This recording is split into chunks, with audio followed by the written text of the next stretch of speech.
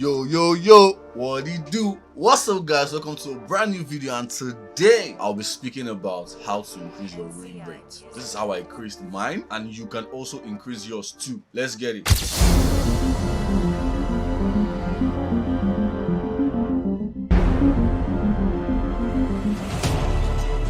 Welcome to the real world.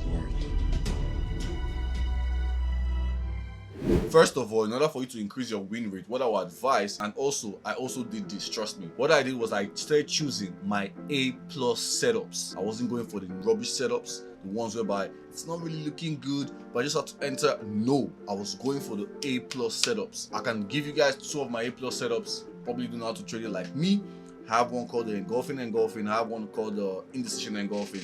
It's just how I like to name my candles, But those setups, like I said, helped me a lot, and I started sticking to them because this helped with my gains. So if I don't see my engulfings, if I don't see my indecision or engulfing candles, I don't enter the trade. I don't stress myself. And also too, the thing I also advise you guys to do is that once you're doing this and basically knowing your A+ setups, you have to be able to make a My FX Book account. I'm gonna leave a link in the description for you to be able to see how to make one.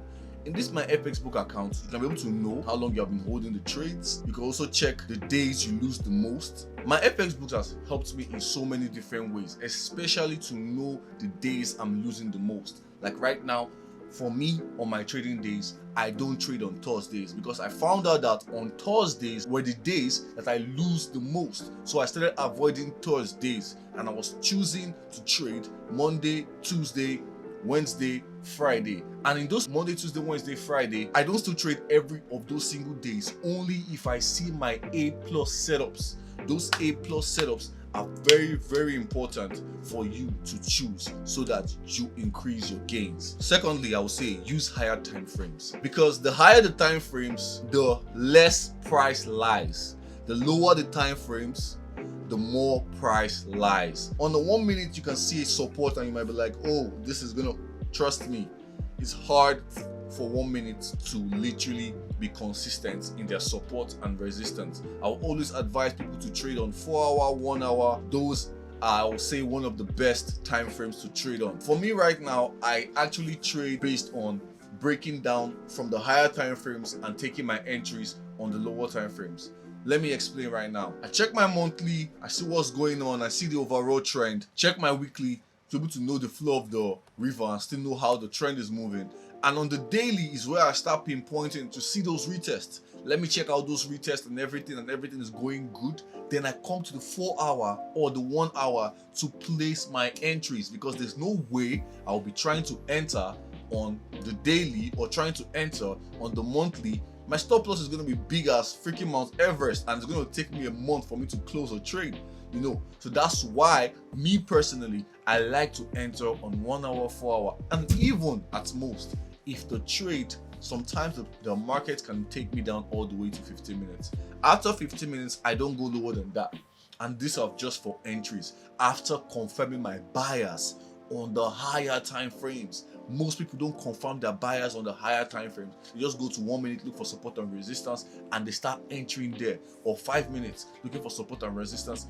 No, bro, I'm not gonna lie, the higher the time frame, the more price will be correct. So I will advise you to stick to higher time frames, because that's what I'm doing, and if it's helping me, it can also help you. Thirdly, I will say aim for risk to rewards of 1 to 2, 1 to 3. The reason why I'm saying this, I know people in the comments right now might be saying, oh, you need more risk to rewards in order for you to have more gains and everything. I understand that, but listen to me, just hear me out first. Bro, if you're aiming for 1 to 2s, this helps you with your confidence. And when you're aiming for 1 to 2s, it builds your confidence, because 1 to 2 trades has a higher possibility, or 1 to 3 trades has a higher possibility of hitting more than 1 to 4, 1 to 5, 1 to 6, 1 to 7. You understand? Those trades have a higher possibility of hitting than the latter. That is why I stick to them. It's not like I don't go for 1 to 4, 1 to 5, 1 to 6. But I have zones on my chart that basically shows me take profits as I move along if I'm buying, or take profits as I move along if I'm selling. Because if you're aiming for those 1 to 5, 1 to 6, 1 to 7s, there's sometimes you might just hit a crucial area on the 1 to 3 and now go all the way back down and hit your stop loss. And that is why I have a saying of aiming for 1 to 2s, 1 to 3s. It's just like a psychological thing you put in your head, so that you don't have to sit all the way and be like, no, it has to hit my TP of 1 to 5. It has to hit my TP of 1 to 7. No, if you just put your mind at 1 to 3s, once you see that, you start analyzing your brain. How can I try and manage this trade and try and exit out? Because this is a 1 to 3. Remember, if you're risking 1% on your account, you literally just made 3%. So I don't know, if you want to be greedy and start aiming, trying to steal the whole money from the whole market, which you can't, you're going to be in a lot of trouble. So that's why I always advise you to take partials. Aim for your 1 to 7s, aim for your 1 to 4s, aim for your 1 to 9s, aim for your 1 to 10s. I don't care, but I'll advise you, take partials, 1 to 2s or 1 to 3s, or you can take TPs at 1 to 2s, 1 to 3s. That's what I would advise, because that has worked for me. I've tried the 1 to 7s, I've tried the 1 to 8, I've tried the 1 to 5, tried the 1 to 4s. It didn't work for me.